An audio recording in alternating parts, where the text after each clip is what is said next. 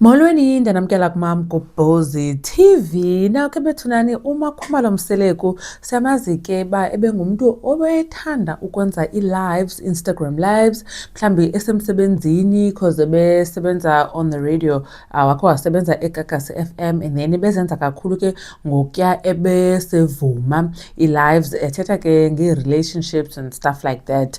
Now ke ikhona ke enye i-live ekhoyo apha ndikhe ndathi go back ndamamela ndabukela i-lives zakhe now that kusenzeka lento yenzekayo kuye ndithi hey indlela wayecinga ngayo ngaphambili, you know, wayengumuntu owayesemtshatweni wakhe onwabile and nezinye izinto wayezithetha I felt like hey ingathi aka-understand, I guess kuba ke zazingekehli izinto ezimehlelayo ngoku. So ndithanda udibana ke nale i-video ekuthethwa ngezinto ezidibene nomuntu wesifazane ophangelayo nongaphangeliyo, ndaqonda uba mandikhe ndigubhulule ndize nayo now that enomnakwabo usamke Khwela esiyaziyo ke bakuthandwa nesithembu uye wasivezela uba utata uMseleku uthe makayeke ukuphangela akhulise umntana, but ke kwemveni kobe ekhulisa umntana kufuna baphinda amithe, meaning ke ngoku akakazophangela. Nantsi ke iclip kaMakhumalo bethunane ethetha ngabantu besifazane abangaphangeliyo abahlele endlini nabaphangelayo abanemali abazimeleyo. Khanikhe nibukele sawubuya sishukuxe. It's something that was trending. Yes. You need to choose as a man. Yes. You get married to a woman who's poor or a housewife and forever available. Yeah. Forever available to Yes. you. Yes. Or you choose a busy wife who is independent and rich, but who's absent. So Yo. you need to choose. Oh, Abantu besilisa ngisababuzile bandla. badidekile. Hayi abakuthanda ukuthi babe nomuntu ohlele okhamisa ngithele. Thank you. Ngizokutshela why izi. Thank you. Unaka nanezinto engafanele azinaki. Yey.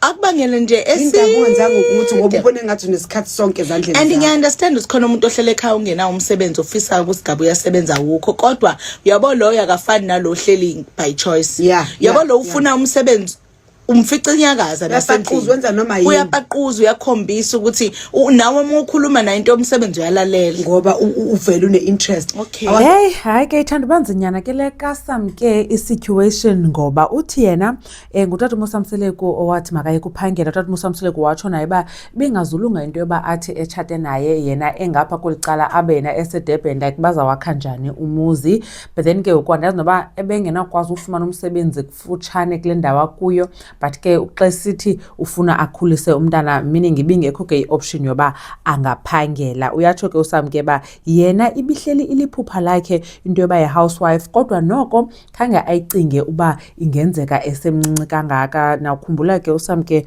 ngoka-2000, so usemncinyane usekwi-early 20s zakhe. Amanye ke amakhosikazi akwamseleku ayasebenza imisebenzi esisigxina, uMayeni, uMakhumalo noMangwabe, and then ke ngoku uMacele nguye umuntu ongenamsebenzi osisigxina.